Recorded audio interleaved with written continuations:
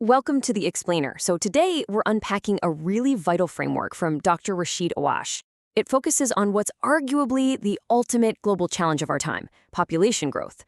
Now look, we hear the stats all the time, right? But the actual mechanics of how we adapt to a crowded planet, well, that usually gets totally lost in the noise. So we're cutting through that noise today. We're going to look at exactly how we can manage this growth, not just to survive it, but to actually thrive, using a concept called net positive project management. Okay, let's take a quick look at our roadmap for today. We'll be covering 1. The population boom, 2. Surging system demands, 3. The risks of unmanaged growth, 4. The net positive solution, and finally, 5. Planning for the future. All right, let's jump right into section 1, the population boom. So let's just ground ourselves in the present for a second. As of 2024, our global population has hit an astonishing 8.1 billion people. That's 8.1 billion individuals who need food, water, housing, and energy every single day. And the crazy thing, this number is just our baseline. Because the immediate pressure coming our way is absolutely staggering. We're projected to hit 9.7 billion by the year 2050. Let that sink in for a moment. In just a couple of decades, we're talking about adding a net of 2.5 billion people to the globe. To put that into perspective, that is like taking the entire population of the world from the early 1950s and adding it all over again, but in just a fraction of the time. Now, if you look at the UN medium fertility scenario, you can clearly see the rapid acceleration we're right in the middle of. I mean, we went from 6.1 billion back in 2000 to where we are today, and we are just rocketing toward that 9.7 billion mark in 2050. The data then projects things will sort of stabilize, leveling out around 10.4 billion by the year 2100. So the crucial window, that period of intense, rapid scaling, is happening literally right now, in the immediate decades ahead. But to really wrap our heads around this challenge, we have to recognize that this growth isn't evenly distributed across the globe. We're seeing a massive, massive shift in human settlement. By 2050, a whopping 68% of the world's population is going to live in cities. We're rapidly becoming this overwhelmingly urban species. Essentially, we have to build a new New York City every few weeks just to keep up with the pace. And the crucial point here is that this unprecedented urbanization is going to be highly, highly concentrated. Specifically, 90% of the population growth between 2024 and 2050 is going to happen in just 2 regions, Asia and Africa. This geographic concentration completely changes the game. It amplifies existing challenges for project planning in those areas and basically redefines where and how we have to allocate global resources. Moving on to Section 2, Surging System Demands. Just look at these numbers across the board. Every single fundamental system we rely on is going to be tested to its limits. Think about it. You add 2.5 billion people, you need places for them to live. That means over 2.5 billion additional housing units by 2050. Our water systems? Already strained, but they're going to see demand jump by 55%. We'll need 50% more energy globally. And honestly, perhaps the most daunting of all, food production has to increase by a staggering 60 to 70% just to feed everyone. Oh, and our urban mobility and transit systems? They'll have to handle more than double the traffic they do right now. These aren't just abstract concepts on a spreadsheet. These are massive, real-world project management hurdles. Which brings us to Section 3, Risks of Unmanaged Growth.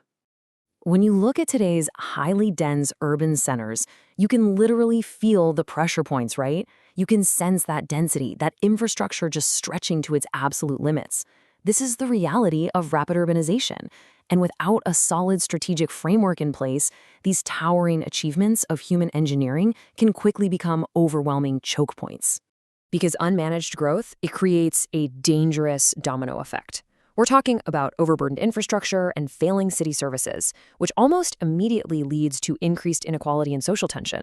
As demand spikes, we see higher resource consumption, massive pollution, and severe insecurity around our basic needs: food, water, and energy. And of course, as these cities sprawl out uncontrollably to fit everyone, we face catastrophic losses of ecosystems and biodiversity.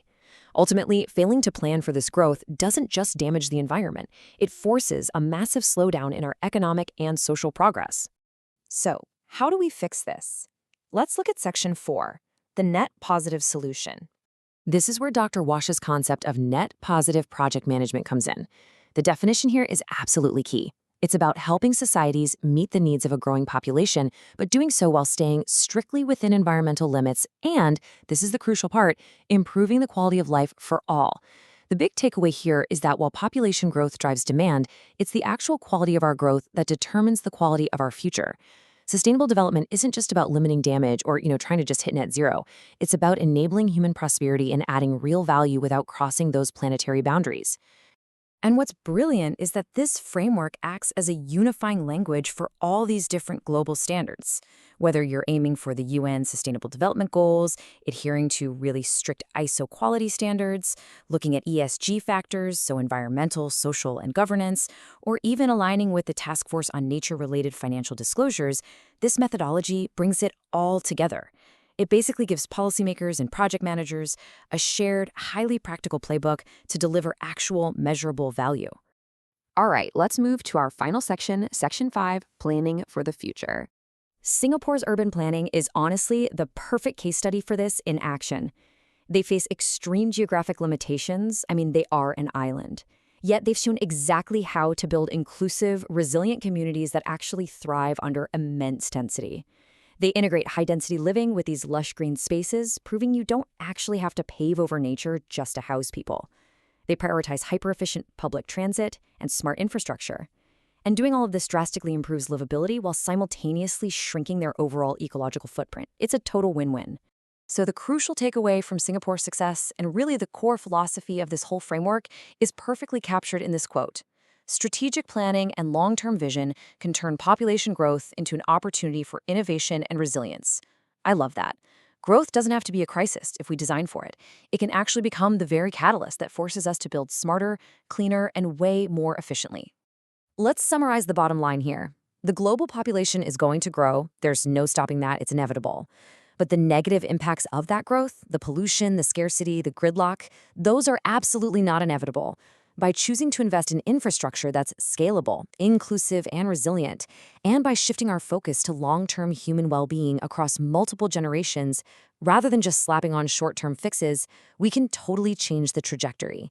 Genuine sustainability is what ensures everyone has the opportunity to thrive, today and tomorrow. As we wrap up this explainer, I really want to leave you with a defining question, one drawn straight from the framework itself.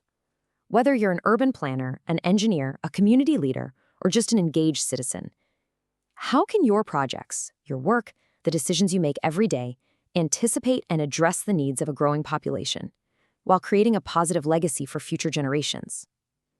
Because the future isn't just something that happens to us, right? It's something we actively design and manage. Thank you so much for joining me, and I highly encourage you to carry this net positive mindset into whatever you decide to build next.